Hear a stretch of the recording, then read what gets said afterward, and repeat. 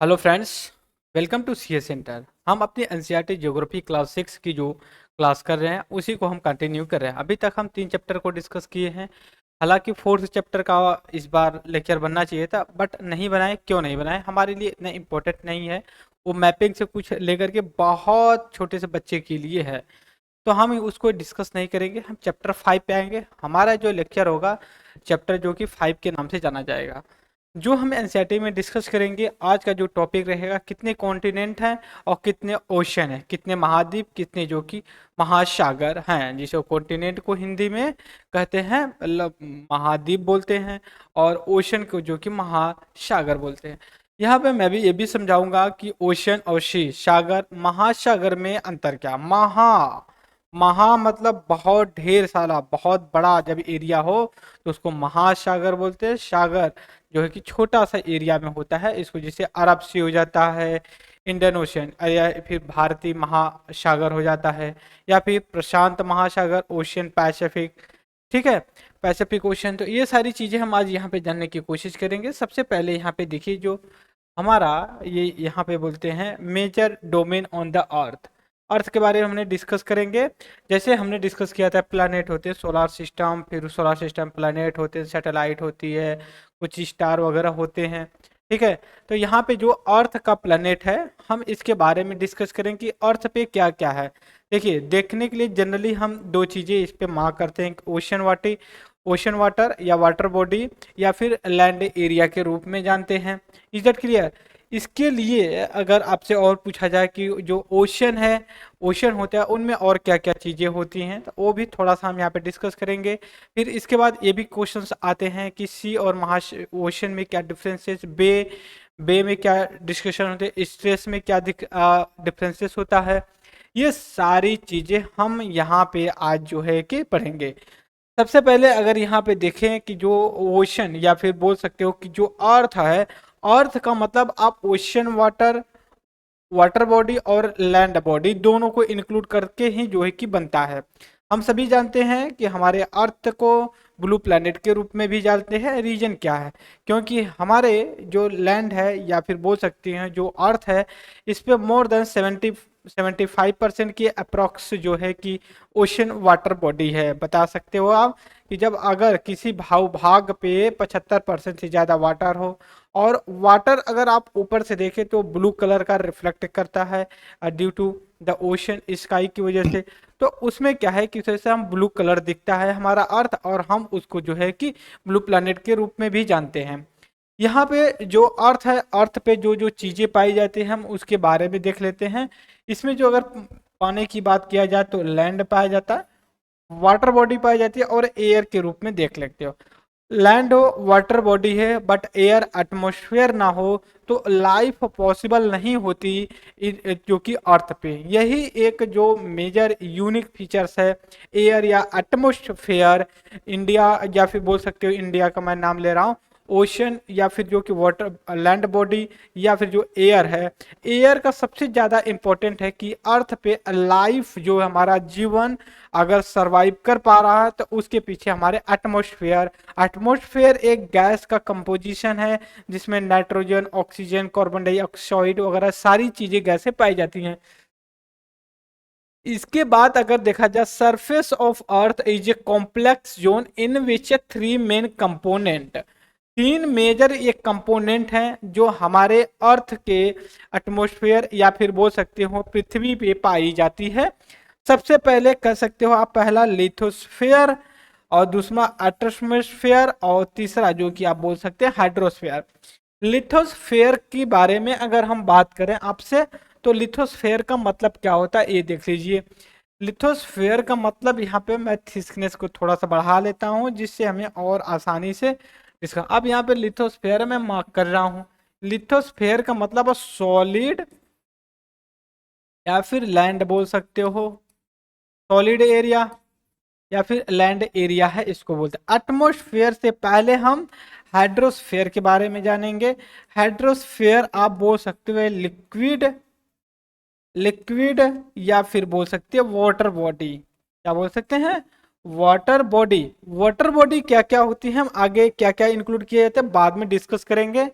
और एटमॉस्फेयर के बारे में हम डिस्कस करते हैं। एटमॉस्फेयर भी काफी अच्छा जो कि रोल या फिर बोल सकते हो बहुत ऐसी सुटेबिलिटी प्रोवाइड करवाता है जैसे अर्थ पे लाइव सरवाइव कर पाती है एटमॉस्फेयर। हमारा एटमॉस्फेयर के बारे में इसमें देखिए गैसेस वगैरह होती है, ऑक्सीजन होता है, nitrogen, carbon dioxide and the other gases भी पाए जाते हैं। Water cover the very big area जिसको हाइड्रोस्फेयर में के रूप में जानते हैं। लेकिन जब कार्बन डाइऑक्साइड की बात आती है तो हमारे दिमाग में कभी कभी ये भी बात आता है, इतनी इंपॉर्टेंट गैस है हमारे लाइफ को सरवाइव करने के लिए। दूसरी तरफ जब इसका कहीं कहीं ये भी बात होती है कि हमें इसके प्रपोर्शन को इंक्रीज करना अरे डिक्रीज करना चाहिए या फिर इसको मतलब एक लिमिटेड एरिया में रखना चाहिए। हाकार मचा होता है कैसे भी इसको कट करो। तो रीजन क्या है, कोई चीज जरूरत से अगर ज्यादा हो जाएगी कितनी भी अमृत हो एक बार नुकसान देगी। शहद बहुत अच्छी होती है हेल्थ के लिए, लेकिन जरूरत से ज्यादा अगर आप शहद को यूज करते हैं तो वो आपके लिए घातक बन सकती है। कहा जाता है शहद के बारे में एक कोड यूज किया जाता है सोसाइटी को लेके, कहते हैं जो पढ़े लिखे होते हैं दोस्तों, जो पढ़े लिखे होते हैं वो शहद खिला के मारते हैं और जो पढ़े लिखे नहीं होते हैं वो साइनाइड जहर दे करके मारते हैं। अगर पढ़े लिखे तो आपको मीठी मीठी चीजें खिला करके आपकी जान ले लेंगे। यहाँ पे जो बात कर रहे हैं हाइड्रोस्फीयर के, हमने वाटर लिक्विड के बारे में बात कर लिया, लेकिन एक और इम्पोर्टेंट कंपोजिशन आता है जो हमारे लिए बहुत ही और बेहद जरूरी होते हैं। अगर मान लीजिए आपको केवल एटमॉस्फेयर या गैसेस प्रोवाइड कर दे तब जी जाएंगे, लाइफ सर्वाइव कर पाएंगे? पॉसिबल नहीं। क्यों? क्योंकि आपको सर्वाइव रहने के लिए पैर रखने के लिए जमीन भी चाहिए। जमीन जब चाहिए तो आपको ड्रिंकिंग वाटर भी चाहिए, क्योंकि पीना है, सरवाइव करना है, प्रोडक्शन करना है। तो मतलब क्या है कि आपके लिए सब चीज का इंपॉर्टेंस अप्रोक्स या लगभग बराबर है। किसी का थोड़ा सा ज्यादा है, किसी का कम है, लेकिन अगर आप हाइड्रोस्फेयर, लिथोस्फेयर और जो कि एटमॉस्फेयर के तीनों, यहाँ पे मैं लिख देता हूं, क्या लिखते हैं यहाँ पे, एक सेकेंड, लिथोस्फेयर, लिथोस्फेयर हो गया, हाइड्रोस्फेयर, हाइड्रोस्फेयर और एटमॉस्फेयर, एटमॉस्फेयर, ये तीनों ये लैंड आपका हो गया हमारा, ठीक है। लिथोस्फेयर हाइड्रोस्फेयर का मतलब वाटर लिक्विड हो गया और एटमॉस्फेयर का मतलब हो गया आपका एयर, एयर या फिर बोल सकते हो गैसेस, गैसेस हो सकती हैं। तीनों इंपॉर्टेंट है दोनों सभी के लिए। अब इसी में थोड़ा सा हम ट्विस्ट लाते हैं। कैसे ट्विस्ट लाते हैं? अब देखिए मान लेते हैं हम थोड़ा सा कलर कलर यही एक अलग अलग करेंगे। ये मान लीजिए हमारा ब्लू कलर, ये क्या हो गया, मान लीजिए हम इसको लिथोस्फेयर मान लिए, ठीक है। अब दूसरा कलर लेकर के हम मार्क कर लेते हैं, एक सेकेंड, हम रेड कलर ले लेते हैं। अब हम इसको कहते हैं, ये जो रेड कलर का है ये हाइड्रोस्फेयर है, क्या है, हाइड्रोस्फेयर है। अब हम एक और कलर ले लेंगे येलो कलर का, अब हम एक और मार्क करेंगे, इसको कह देंगे हम एटमॉस्फेयर, क्या, एटमॉस्फेयर हो जाएगा। अब एक चीज अब यहाँ पे आप आइडेंटिफाई करिए मित्रों, मैं यहाँ पे देख रहा हूँ, एक सेकेंड, ठीक है, यहाँ पे ब्लैक कलर में। अब एक देख रहे हैं ये वाली जो एरिया है ये जो कि सब पे ओवरलैप, सबका ओवरलैपिंग हो रही है, ठीक है, सबकी ओवरलैपिंग हो रही है। बात समझ गए ना आप, ये सबकी ओवर, तो इस एरिया को क्या बोलते हैं अपने दिमाग में रहे, तो इस एरिया को मित्रों हम यहाँ पे अलग कलर से मार्क करेंगे, यहाँ पे लिखेंगे, इसको हम बायोस्फीयर बोलते हैं। क्या बोलते हैं? बायोस्फीयर। यहाँ पे फिर लिख देता हूं मैं बायोस्फीयर। अब आपके दिमाग में आएगा बायोस्फीयर कहां से कूद पड़ा, तो ये तीनों का जो है कि मिला जुला कुछ भाग हम उसको मिला के जो कि बायोस्फीयर, जैसे हम ह्यूमन है लैंड पे भी रहते हैं, वाटर बॉडी की भी जरूरत पड़े एट एयर की, तो जब तक ये बायोस्फीयर नहीं बनेगा, हालांकि इसमें दिया गया अभी डिस्कस करेंगे, बायोस्फीयर अगर आपका प्रॉपर तरीके से या फिर बोल सकते हो ये तीनों का अगर सामंजस्य या बैलेंस नहीं बनेगा तो पॉसिबल नहीं हो पाएगा कि आप कुछ इस तरह से बायोस्फीयर में बिना बायोस्फीयर के सरवाइव कर पाए। इधर क्लियर? तो यहाँ हमने डिस्कस किया, तो यहाँ पे ये देखा दिया गया है कि biosphere is the narrow zone where we find land plus water plus air together which content all form of life, right. ये यही करने की कोशिश कर रहे हैं। इसके साथ ही साथ अब हम चलेंगे एक एक जो है कि इंपॉर्टेंट पार्ट को लेके डिस्कस करेंगे। सबसे पहले मित्रों मैं यहाँ पे इसको इरेज करूंगा, ठीक है, इरेज कर लेता हूँ, फिर जो है कि हम चलते हैं आगे डिस्कस करेंगे, ठीक है। एक सेकेंड, थोड़ा सा हमें इरेज कर लीजिए क्योंकि स्लो मोशन में हमें करना है। अगर ज़्यादा फास्ट किए तो पॉसिबल नहीं हो पाएगा, दिक्कतें होंगी, ठीक है। एक सेकेंड, अब यहाँ पे हम आज जो डिस्कस करेंगे, सबसे पहले हम आपसे लिथोस्फेयर के बारे में डिस्कस करेंगे, जिसको आप बोल सकते हो लैंड एरिया या फिर solid solid form on earth. Is that clear? एक ये कर लेंगे, जो solid portion of the earth होता है हम उसको जो कि लिथोस्फेयर बोलते हैं। और ये कंप्रोमाइज क्या है, कंप्राइज क्या करता है या फिर ये किसका संगठन है, ये देख लेते हैं। अर्थ का जो क्रस्ट होता है और thin layer of soil that content nutrient element which sustain organism. वे कह रहे हैं कि जो अर्थ का क्रस्ट होता है उसको हम जनरली बोलते हैं लिथोस्फेयर, जो अभी सॉलिड फॉर्म में लैंड होता है उसको। There are two main division of earth surface. पहला large land mass known as a continent. जब हम बात करते हैं लैंड की, अर्थ की बात करते हैं, तो जनरली हम दो पार्ट में डिवाइड कर देते हैं, एक सॉलिड फॉर्म, दूसरा लिक्विड फॉर्म। लिक्विड फॉर्म आपका ओशन वाटर हो गया और सॉलिड फॉर्म आपका लैंड हो गया, ठीक है। तो क्रस्ट बोलते हैं यहाँ पे कॉन्टिनेंट या फिर ओशन बेसिन के रूप में। All ocean of the world connect, जितने ओशन विश्व में हैं, चाहे पैसिफिक ओशन हो, चाहे अटलांटिक ओशन हो, या फिर इंडियन ओशन, या फिर अंटार्कटिका ओशन, या फिर आर्कटिक साउदर्न ओशन, ये सब एक दूसरे से कहीं ना कहीं किसी न किसी रूप में इंटरकनेक्टेड है।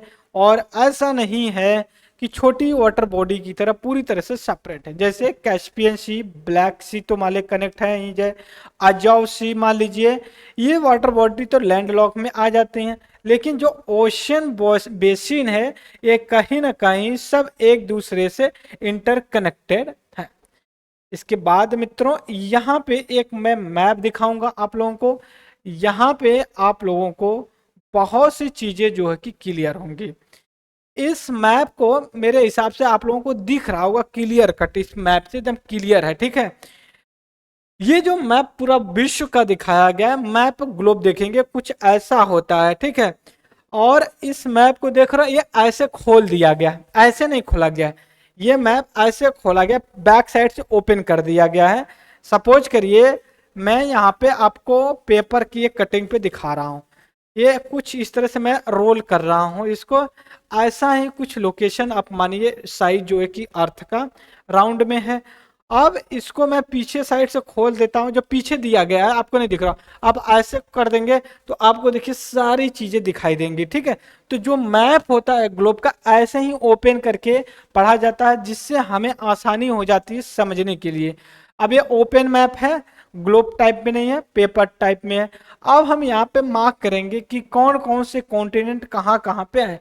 सबसे पहले ये जो आपको दिख रहा है ये कलर में ब्राउन हल्का सा, ये आपका बोल सकते हो कि नॉर्थ अमेरिका है। क्या है? North America. दूसरा फिर हम कलर चेंज करेंगे, फिर इसी कलर से फिर मार्क करेंगे इसी का जो अभी हम जो मार्क कर रहे हैं कलर से मार्क कर रहे हैं, ठीक है, येलो कलर से, ठीक है। हालांकि हम दूसरा कलर लेंगे क्योंकि इस पे कम आ रहा है, ठीक है। ये यहाँ पे देखिए ब्लू कलर से हम कर रहे हैं, तो ये वाला जो है आपका साउथ अमेरिका के रूप में जानते हैं। दो कॉन्टिनेंट हो गया। अब आते हैं तीसरा। अब तीसरा हम लेंगे यहाँ पे, एक सेकेंड, थोड़ा सा एक कलर हम ले लेते हैं। ओके ओके ओके, ठीक है। अब यहाँ पे तीसरा कॉन्टिनेंट हम ले रहे हैं जिसको कहते हैं अफ्रीका कॉन्टिनेंट। क्या है? अफ्रीका कॉन्टिनेंट है, ये आपका अफ्रीका कॉन्टिनेंट है। 3 कॉन्टिनेंट हो गया, ये तीसरा नंबर मान लीजिए, आगे हम डिस्कस करेंगे। अब नेक्स्ट हम जो है कि मार्क करेंगे ओशन जो कि कॉन्टिनेंट का। अब इस वाले पार्ट को देखिए, ये वाला जो पार्ट है आपका, ये जो है कि यूरोप कॉन्टिनेंट है। क्या है? यूरोप कॉन्टिनेंट है। इसके बाद नेक्स्ट पे चलेंगे, जो ये येलो मार्क है, ये रेड से हम जो घेरा कर रहे हैं, ये आपका इंडिया भी है, और जो कि अफ्रीका, जो कि कुछ वेस्टर्न जो कि गल्फ कंट्री है, ये आपका पूरा का पूरा एशिया कॉन्टिनेंट पड़ जाता है।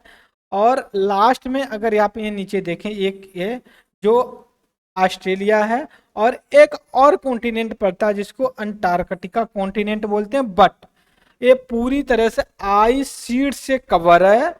वहां पे ह्यूमन लाइफ सरवाइव कर पाना बहुत हार्श या बहुत कठिन है, नहीं के बराबर होता है। वहां पे रिसर्च वगैरह लोग ऑर्गेनाइज करते हैं जो क्लाइमेट से रिलेटेड होता। तो यहाँ पे तो हमने कॉन्टिनेंट के बारे में डिस्कस कर लिया, ठीक है। अब हम इसके बाद जो डिस्कस करने जा रहे हैं, अब हम डिस्कस करेंगे ओशन वाटर बॉडी जो है वो कहाँ पे कौन कौन सी है, ठीक है। आई होप कि आप पूरा मैं इसको क्लियर कर दिया होगा। अब देखेंगे कौन कौन सी ओशन वाटर बॉडी है। सबसे पहले पैसिफिक ओशन को मार्क कर लिए, दूसरे पे अटलांटिक ओशन, तीसरे पे आपका हो जाए इंडियन ओशन हो गया, चौथे पे आर्कटिक ओशन, और साउदर्न ओशन के रूप में नेक्स्ट है। तो टोटल कितने हो गए? 1 2 3 4 5। टोटल कितने ओशन हो गए? 5 हो गए। कॉन्टिनेंट कितने हो गए? अब कॉन्टिनेंट को हम मार्क कर लेते हैं, कॉन्टिनेंट को मार्क कर लेते हैं। Number 1 2 south America, number 3 Africa, number 4 जो है कि यूरोप हो गया, नंबर 5 एशिया हो गया, नंबर 6 ऑस्ट्रेलिया हो गया, नंबर 7 अंटार्कटिका। ये 7 आपका कॉन्टिनेंट हो गए हैं। 5 जो कि मेजर मेजर बड़े ओशियन जो पड़ते हैं, ठीक है, वो पड़ गए। ठीक है, हम यहाँ पे देख लिए। इसके बाद मैं आपसे एक चीज और डिस्कस करूंगा कि यहाँ पे एक सेकेंड, ठीक है, दिखाई दे रहा है ये वाला कलर, ठीक है। अब देखिए, ये जो पैसिफिक ओशन है अटलांटिक ओशन से यहां से कनेक्ट हो रहा है, ठीक है। अब देखिए इंडियन ओशन से यहां से कनेक्ट हो रहा है, तो सारे जो है कि इंटरकनेक्टेड है। दूसरी तरफ जो लैंड मास है छोटे छोटे वाटर बॉडी से सेपरेट हैं, ठीक है। जैसे मैं यहाँ पे लूँ यूरोप, और जो कि मैं एक सेकंड कलर फिर चेंज कर लेता हूँ। यहाँ पे एक कलर लीजिए, जो जिब्राल्टर, जिब्राल्टर जो ट्री स्ट्रेट्स है, ये क्या करती है, यहाँ पे मैं इसको इरेज करूंगा पहले, फिर थोड़ा सा स्पेस लेके डिस्कस करूंगा, ठीक है। जो जिब्राल्टर स्ट्रेट्स है, ये मेरिडियन सी और अटलांटिक सी को कनेक्ट करती है, और यूरोप और अफ्रीका को अलग करती है। फिर यहाँ पे आज ये सुएज कैनाल है, सुएज कैनाल मेडिटेरियन मेडिटेरियन सी और रेड सी को कनेक्ट करती है, बट सेपरेट अफ्रीका और एशिया को करती है। अब आ जाइए यहाँ पे आपका हल्का सा पनामा बोल सकते हो, ये जो कि कनेक्ट करती है अटलांटिक ओशन और पैसिफिक ओशन को, सेपरेट साउथ और नॉर्थ अमेरिका को करती है। तो ये हमने बेसिक चीजें इस मैप के थ्रू समझने की कोशिश की। इसके बाद मित्रों अब हम चलेंगे अपने नेक्स्ट पे, नेक्स्ट चैप्टर पे जो हमें डिस्कस करना है, ठीक है। एक सेकेंड आप हमें दीजिए, पेज हम प्रॉपर तरीके से डाल लें, ठीक है। अब हमने कॉन्टिनेंट के बारे में अब डिस्कस करना, लिथोस्फीयर के बारे में। टोटल हमने कितने मार्क किए थे कॉन्टिनेंट है मित्रों? यहाँ पे देख सकते हो आप फिर से 7 कॉन्टिनेंट कौन कौन से थे। अब यहाँ देखिए, एशिया, ठीक है, Europe, Africa, north America, south America, Australia, Antarctica, ये हो गए। अगर आपसे पूछा जाए कि जो है कि ओशन बॉडी कितनी है, तो आप कितना 4 या 5 जो बता सकते हो आप कमेंट बॉक्स में। इसके बाद एक चीज देखिए, नॉर्दर्न हेमिस्फेयर में सबसे ज्यादा की लैंड मास एरिया पाई जाती है, साउदर्न हेमिस्फेयर में बहुत कम पाई जाती है। अब हम जितने कॉन्टिनेंट हैं 6-7 उनके बारे में देख ले। एशिया जो कॉन्टिनेंट है मित्रों, ये जो है कि सबसे बड़ा है। क्या है? सबसे बड़ा है किसमें? एरिया के मामले में। ठीक है, बहुत बड़ा है, लार्जेस्ट कॉन्टिनेंट। कवर क्या बहुत ज्यादा करता है, कम से कम 1/3 एरिया ये अकेले कवर करता है। ठीक है, इसके बाद जो कॉन्टिनेंट है ये ईस्टर्न हेमिस्फीयर।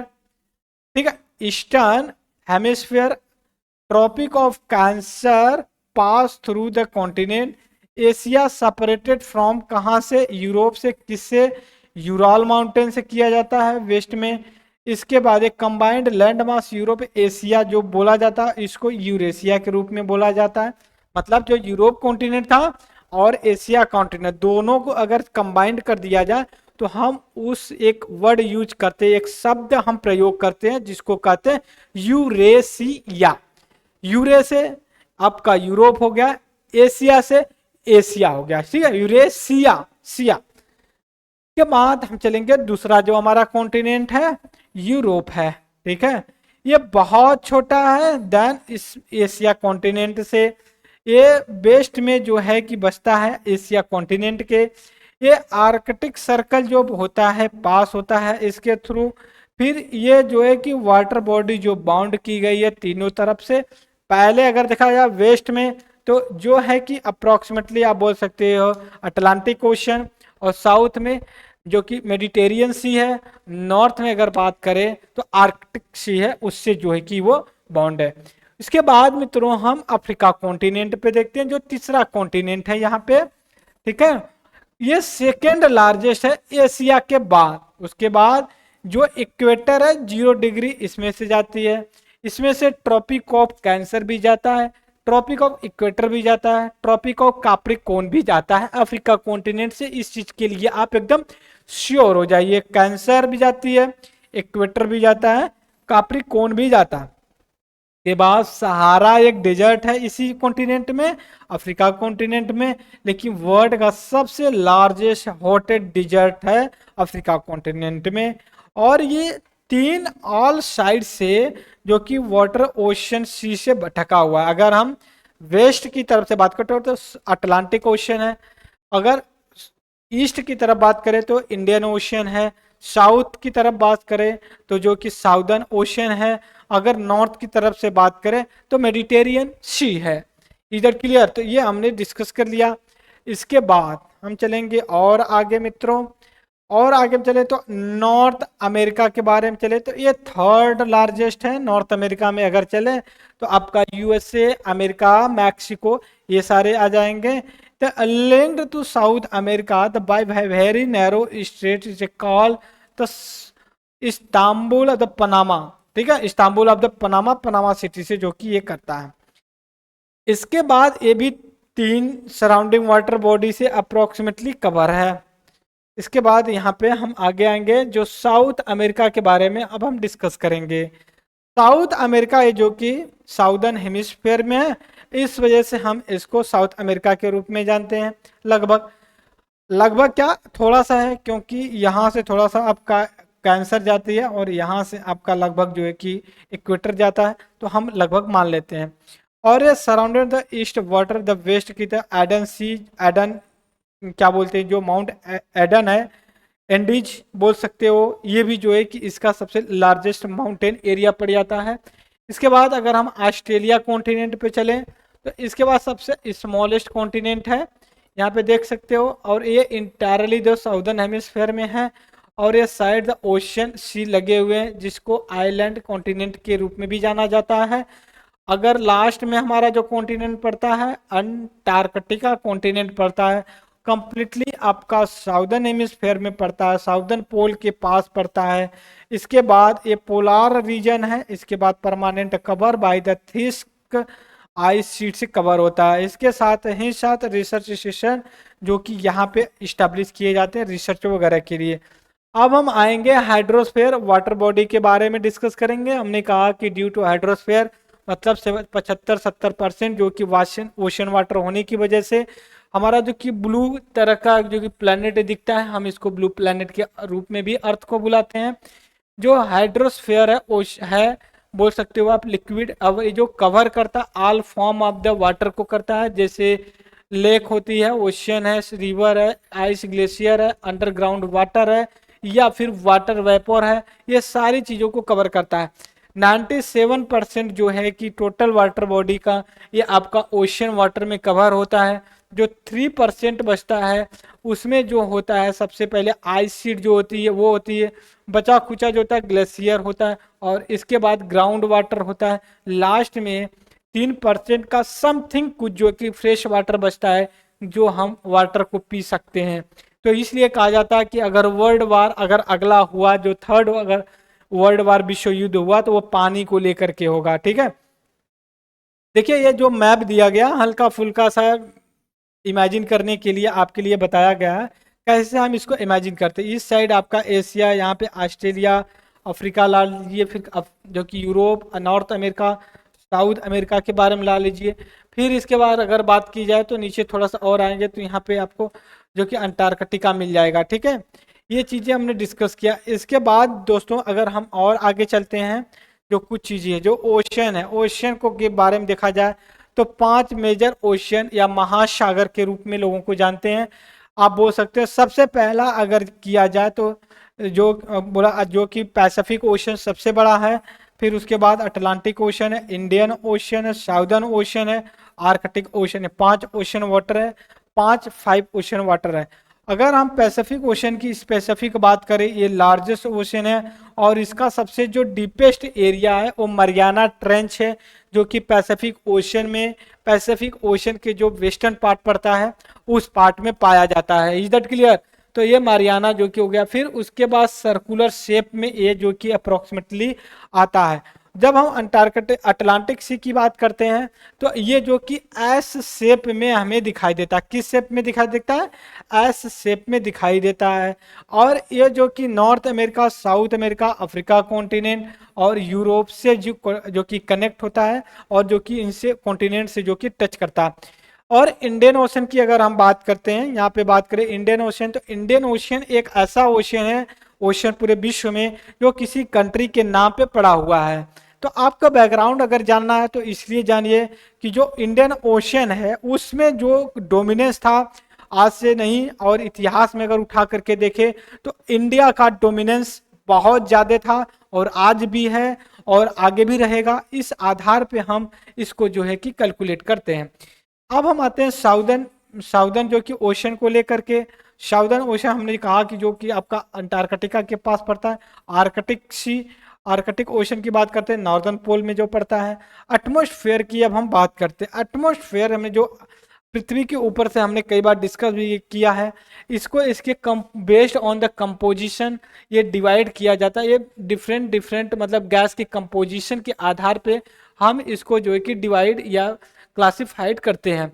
जैसे लेयर ऑफ गैस की करते हैं तो ये प्रोवाइड किया करता है हमें ब्रीथिंग और प्रोटेक्ट करता है सन रेज से। और ये जो हाईएस्ट के हिसाब से इसको डिवाइड किया जाता है 5 पार्ट में। बेस्ड होता है किसमें? Composition, temperature and other property के बेस पे हम इसको जो है कि इमेजिन या फिर इस तरह से कैलकुलेट करते हैं। ठीक है, जो हम 5 बेसिस मतलब सेपरेट करते हैं उनमें ट्रोपोस्फेयर होता है एक, फिर उसके बाद स्ट्रेटोस्फेयर होता है, मेसोस्फेयर होता है, थर्मोस्फेयर होता है, एक्सोस्फेयर होता है। ठीक है, यहाँ पे दिया होगा सबसे नीचे का जो पड़ेगा ये लैंड एरिया। हम ऐसे वर्टिकल जा रहे हैं ऊपर, ठीक है, अपनी मतलब जैसे मैं खड़ा हूँ, ये ऐसे वर्टिकल जैसे और ऊपर जाओगे, जैसे पेड़ पौधे ऊपर उठते हैं, जैसे आप ऊपर जाएंगे तो कुछ समय के बाद आपको एक चीज रियलाइज होगा कि नहीं हम किस तरफ से। तो जो पहला आपको लेयर पड़ेगी ट्रोपोस्फेयर पड़ेगा, दूसरा स्ट्रेटोस्फेयर पड़ेगा, तीसरा मेसोस्फेयर पड़ेगा, जो कि चौथा आपका थर्मोस्फेयर, और लास्ट में एक्सोस्फेयर के रूप में हम जानते हैं। जैसे जैसे हम ऊपर जाते हैं एटमोस्फेयर में एयर डेंसिटी इंक्रीज और डिक्रीज दोनों होती है। लास्ट में हम आते हैं अपने बायोस्फीयर की बात किए थे, ये बहुत नैरो स्ट्रेट्स एरिया पड़ जाता है। ठीक है, हमने किया था नैरो जोन के रूप में जानते हैं, और ये लैंड, वाटर और एयर के बारे में कंसिस्ट करते हैं तीनों लोगों को मिला करके। ये यहाँ पे देख सकते हो आप कि यहाँ पे देखिए ओशन वाटर बॉडी जा रही है, ये लैंड एरिया, पेड़ पौधे, यहाँ पे एटमोस्फेयर मिला करके एक जो कि लाइफ सर्वाइव कर पाएगी तो यही कर पाएगी, क्योंकि देखिए यहाँ पे लिथोस्फेयर है, अरे सॉरी हाइड्रोस्फेयर है, ये आपका लिथोस्फेयर हो गया, और एटमॉस्फेयर देखिए आप यहाँ पे, ये मिला करके आपका एक जो कि कुल जो है कि बायोस्फेयर, जो कि बायोस्फेयर के रिजर्व में निकल करके आता है। बायोस्फेयर रिजर्व नहीं, बायोस्फेयर, ठीक है। स्पीसीज सभी लोग सरवाइव करते हैं, उसके बाद प्लानिट डिवाइड किया जाता है। तो ये बेसिक चीजें हमने डिस्कस किया जो हमारे एनसीईआरटी चैप्टर 5 में डिस्कस किया गया था। एक दो चैप्टर और है क्लास 6 की एनसीईआरटी में, आई होप कि आप उसको रिकॉग्नाइज करेंगे। आपके लिए कोई जरूरी नहीं कि आप एनसीईआरटी खरीदिए, उसको पढ़िए, सारी चीज़ें आपको यहाँ अवेलेबल कराई जाएंगी। Economic, geography, ecology, environment, history, polity, science, science and tech, सारी यहाँ पे सारी फैकल्टी आपके साथ डिस्कस करेगी, 1 by 1 करके सर्कुलेशन बेसिस पे हमारे टीचर आते रहेंगे। तब तक के लिए friends, thank you very much the discussion.